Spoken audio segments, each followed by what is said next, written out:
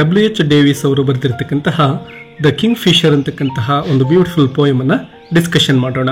ನಿಮಗೆಲ್ಲ ಗೊತ್ತಿರೋ ಹಾಗೆ ಕಿಂಗ್ ಫಿಶರ್ ಕೂಡ ತುಂಬಾನೇ ಬ್ಯೂಟಿಫುಲ್ ಬರ್ಡ್ಸ್ಗಳಲ್ಲಿ ಇದು ಕೂಡ ಒಂದಾಗಿದೆ. ಬನ್ನಿ ಪೋಯೆಟ್ ಏನೆಲ್ಲವನ್ನ ಡಿಸ್ಕಷನ್ ಮಾಡ್ತಾರೆ ನೋಡ್ತಾ ಹೋಗೋಣ. ಸ್ಟಾಂಜಾ ವೈಸ್ ಇದರ ಒಂದು ಸಮರಿಯನ್ನ ನೋಡ್ತಾ ಹೋಗೋಣ.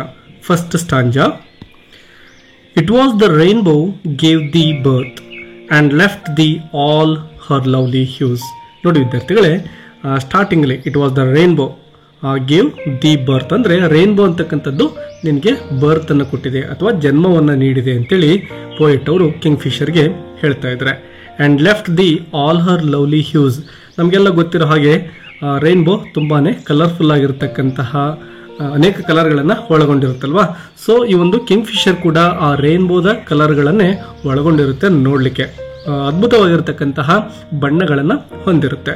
ಸೊ ಅದನ್ನೇ ಇಲ್ಲಿ ಪೋಯೆಟ್ ಹೇಳ್ತಾ ಇದ್ದಾರೆ. And as her mother's name was tears. ನೋಡಿ ಟಿಯರ್ಸ್ ಅಂತ ಹೇಳ್ತಾ ಇದ್ದಾರೆ. ಟಿಯರ್ಸ್ ಅಂದ್ರೆ ಕಣ್ಣೀರು ಅಂತ ನಮಗೆ ತಿಳಿದಿದೆ. ಪೋಯೆಟ್ ಯಾಕೆ ಈ ರೀತಿ ಹೇಳ್ತಾ ಇದ್ದಾರೆ, ಏನ್ ಹೇಳ್ತಾ ಇದ್ದಾರೆ ನೋಡಿ ಅವರು, ಹರ್ ಮದರ್ಸ್ ನೇಮ್ ವಾಸ್ ಟಿಯರ್ಸ್, ತಾಯಿ ಹೆಸರು ಟಿಯರ್ಸ್, ಕಣ್ಣೀರು ಅಂತ ಹೇಳ್ತಾ ಇದ್ದಾರೆ. ಹೀಗೆ ಹೇಳಲಿಕ್ಕೆ ಕಾರಣ ಏನಪ್ಪಾ ಅಂದ್ರೆ ಮಳೆ ಬಂದ ನಂತರದಲ್ಲಿ ಆಕಾಶದಲ್ಲಿ ರೈನ್ಬೋ ಕಾಣಿಸುತ್ತೆ ನಮಗೆಲ್ಲ. ಅದೇ ಕಾರಣದಿಂದನೇ ಪೋಯೆಟ್ ಈ ರೀತಿ ಹೇಳ್ತಾ ಇದ್ದಾರೆ, ಹರ್ ಮದರ್ಸ್ ನೇಮ್ ವಾಸ್ ಟಿಯರ್ಸ್ ಅಂತೇಳಿ. So runs it in my blood to choose for haunts the lonely pools and keep in company with trees that weep. ನೋಡಿ ಇದರ ಒಂದು ಸಮರಿಯನ್ನ ಇಲ್ಲಿ ನೋಡೋಣ. The poet says that the rainbow gave birth to the kingfisher and gave it all her beautiful colors. ಮೊದಲಿಗೆ ಹೇಳಿದಾಗೆ rainbow ಈ ಒಂದು king Fisher ಬರ್ಡ್ಗೆ ಒಂದು ಜನ್ಮವನ್ನು ನೀಡಿ ತನ್ನೆಲ್ಲ ಬಣ್ಣಗಳನ್ನ ಇದಕ್ಕೆ ಕೊಟ್ಟಿದೆ. Since the rainbow's mother was tears, the bird has also inherited a love for quiet and sad places. Yes, ಇಲ್ಲಿ ಕೊನೆ ಭಾಗದಲ್ಲಿ ನೋಡ್ತೇವೆ ನಾವು ಲೋನ್ಲಿ ಪೂಲ್ಸ್ ಅಂತ ಏನಿಲ್ಲಿ ನೋಡ್ತಾ ಇದ್ದೇವೆ. ಇದು ಕೂಡ ಮಳೆಯಿಂದಾನೇ ಜನ್ಮವನ್ನ ತಾಳಿರೋ ಬರ್ಡ್ ಆಗಿರೋದ್ರಿಂದ ಕಿಂಗ್ ಫಿಶರ್ ಇದು ಯಾವಾಗಲೂ ಏನನ್ನ ಬಯಸ್ತಾ ಇದೆ ಅಂದ್ರೆ ಕ್ವಯಟ್ ಪ್ಲೇಸ್ ಅನ್ನ, ಅಂದ್ರೆ ನಿರ್ಜನವಾಗಿರ್ತಕ್ಕಂತಹ ಪ್ರಶಾಂತವಾಗಿರ್ತಕ್ಕಂತಹ ಸ್ಥಳವನ್ನ ಹುಡುಕುತ್ತೆ ಅಂತ ಹೇಳ್ತಾ ಇದ್ದಾರೆ. ಮತ್ತು ಸ್ಯಾಡ್ ಪ್ಲೇಸಸ್ ಅನ್ನ like lonely Pond's and weeping trees. ಇಲ್ಲಿ ಗಮನಿಸಬಹುದು, ಟ್ರೀಸ್ ದಟ್ ವೀಪ್ ಅಂದ್ರೆ ಅಳತಕ್ಕಂತಹ ಮರಗಳು ಅಂತ ಹೇಳ್ತಾ ಇದ್ದಾರೆ. ಅಂದ್ರೆ ಒಂದೇ ಕಡೆ ನಿಂತ್ಕೊಂಡಿರ್ತಕ್ಕಂತಹ ಮರಗಳ ರೀತಿಲಿ ಒಂದು ಪ್ರಶಾಂತವಾಗಿರ್ತಕ್ಕಂತಹ ಸ್ಥಳವನ್ನ ಬಯಸ್ತಕ್ಕಂತಹ ಪಕ್ಷಿ ಇದಾಗಿದೆ ಅಂತ ಹೇಳ್ತಾ ಇದ್ದಾರೆ. This means the bird is colorful and bright, but it likes calm and peaceful surroundings. ಆ ಒಂದು ಬರ್ಡ್ ತುಂಬಾನೇ ಕಲರ್ಫುಲ್ ಆಗಿರ್ತಕ್ಕಂಥದ್ದು, ಬ್ರೈಟ್ ಆಗಿರ್ತಕ್ಕಂಥದ್ದು, ಯಾವಾಗಲೂ ಕೂಡ ಕಾಮ್ ಆಗಿರ್ತಕ್ಕಂತಹ ಪ್ರಶಾಂತವಾಗಿರ್ತಕ್ಕಂತಹ ಸ್ಥಳವನ್ನೇ ಅದು ಚಾಯ್ಸ್ ಮಾಡುತ್ತೆ. Not noisy or crowded ones. Noisy ತುಂಬಾನೇ ಶಬ್ದವನ್ನ ಮಾಡ್ತಕ್ಕಂತಹ ಅಥವಾ ಶಬ್ದ ಮಾಲಿನ್ಯದಿಂದ ಕೂಡಿರ್ತಕ್ಕಂತಹ ಪ್ಲೇಸ್ಗಳನ್ನ ಇದು ಇಷ್ಟಪಡೋದಿಲ್ಲ. ಅಥವಾ ಕ್ರೌಡೆಡ್ ಅಂದ್ರೆ ಜನಗಳು, ತುಂಬಾ ಜನಗಳು ಸೇರಿರ್ತಕ್ಕಂತಹ ಪ್ಲೇಸ್ ಅನ್ನ ಕಿಂಗ್ ಫಿಶರ್ ಬರ್ಡ್ ಇಷ್ಟಪಡೋದಿಲ್ಲ ಅಂತೇಳಿ ಪೋಯೆಟ್ ಹೇಳ್ತಾ ಇದ್ದಾರೆ. ಇನ್ನು ಸೆಕೆಂಡ್ ಸ್ಟಾಂಜಾ ನೋಡಿ, go you and with such glorious hues. Hues ಅಂದ್ರೆ ಅನೇಕ ಬಣ್ಣಗಳು ಅಂತೇಳಿ. Live with proud peacocks in green parks. ನೋಡಿ ಎಷ್ಟೊಂದು ಅದ್ಭುತವಾಗಿ ಹೇಳ್ತಾರೆ. ಹೋಗು ನೀನು ನಿನ್ನ ಅದ್ಭುತವಾಗಿರ್ತಕ್ಕಂತಹ ಬಣ್ಣಗಳಿಂದ ಲಿವ್ ಅಂದ್ರೆ ವಾಸ ಮಾಡು. ಎಲ್ಲಿ ಅಂದ್ರೆ with proud peacocks in green parks. ಹಸಿರಾಗಿರ್ತಕ್ಕಂತಹ ಪಾರ್ಕ್ಗಳಲ್ಲಿರ್ತಕ್ಕಂತಹ ಪೀಕಾಕ್ಸ್ಗಳೇನಿರ್ತಾವೋ, ನವಿಲುಗಳೇನಿರ್ತಾವೋ, ಆ ನವಿಲುಗಳ ಜೊತೆ ನೀನು ಕೂಡ ಹೆಮ್ಮೆಯಿಂದ ವಾಸ ಮಾಡು. ಅಂದ್ರೆ ನೀನು ಅವುಗಳಿಗಿಂತ ಏನು ಕಮ್ಮಿ ಇಲ್ಲ. ಅವುಗಳು ಎಷ್ಟೊಂದು ಸುಂದರವಾಗಿರ್ತಕ್ಕಂತಹ ಪಕ್ಷಿಗಳು, ಅದೇ ರೀತಿ ನೀನು ಕೂಡ ಅದ್ಭುತವಾಗಿರ್ತಕ್ಕಂತಹ ಒಂದು ಕಲರ್ಫುಲ್ ಆಗಿರ್ತಕ್ಕಂತಹ ಪಕ್ಷಿಯಾಗಿದ್ದೀಯಾ ಅಂತೇಳಿ ಪೋಯೆಟ್ ಹೇಳ್ತಾರೆ. On lance as smooth as shining glass. ಮತ್ತು ಲಾನ್ಸ್ಗಳಲ್ಲಿ ಅಂದ್ರೆ ಹುಲ್ಲನ್ನ ಬೆಳೆದಿರ್ತಕ್ಕಂತಹ ಪ್ಲೇಸ್ಗಳಿರ್ತಾವಲ್ವಾ, ತುಂಬಾ ಚೆನ್ನಾಗಿರ್ತಕ್ಕಂತಹ ಪಾರ್ಕ್ ಆ ಕಡೆ ಈ ಕಡೆ ನೀವು ನೋಡಿರ್ಬೋದು, ಲಾನ್ಸ್ಗಳನ್ನ ಬೆಳೆಸಿರ್ತಾರೆ. ಯಾವ ರೀತಿ ಅಂದ್ರೆ ಸ್ಮೂತ್ ಆಸ್ ಶೈನಿಂಗ್ ಗ್ಲಾಸ್, ಒಂದು ಹೊಳೆಯತಕ್ಕಂತಹ ಒಂದು ಗ್ಲಾಸಿನ ರೀತಿಯಲ್ಲಿ ಆ ಲಾನ್ಸ್ಗಳೇನಿರ್ತಾವೋ ಅಲ್ಲಿಗೆ ಹೋಗು ನೀನು ಅಂತೇಳಿ ಪೋಯೆಟ್ ಹೇಳ್ತಾ ಇದ್ದಾರೆ ಕಿಂಗ್ ಫಿಶರ್ ಬರ್ಡ್ಗೆ.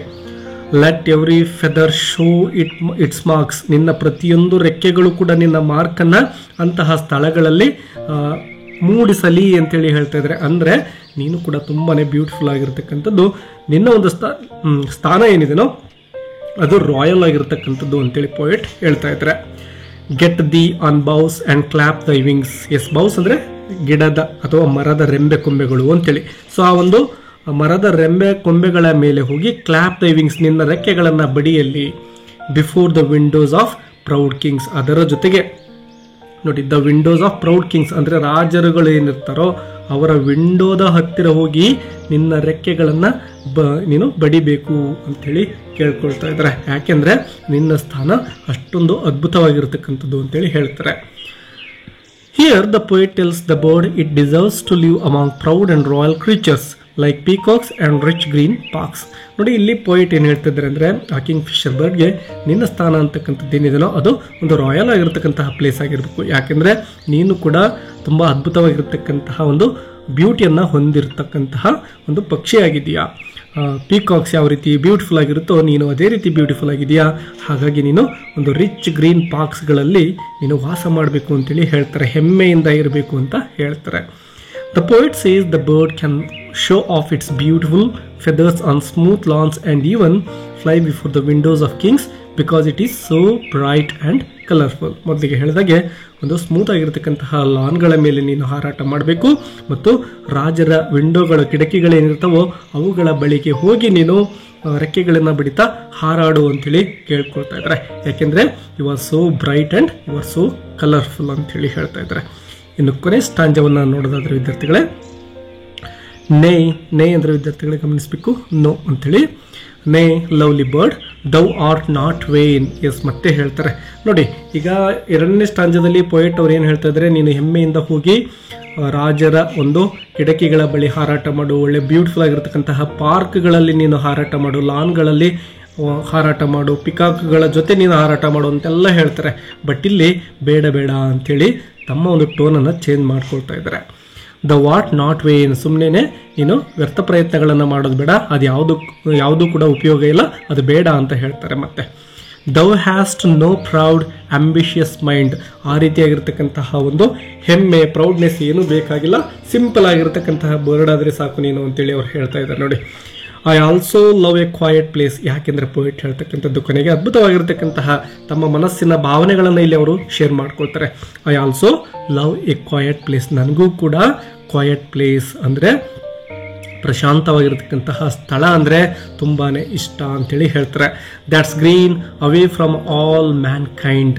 ಎಸ್, ಅದು ಹಸಿರಾಗಿರಬೇಕು, ಆದರೆ away from all mankind, ಮನುಷ್ಯರಿಂದ ತುಂಬ ದೂರವಾಗಿರ್ತಕ್ಕಂತಹ ಪ್ಲೇಸ್ ಅದಾಗಿರಬೇಕು ಅಂತೇಳಿ ಹೇಳ್ತಾರೆ.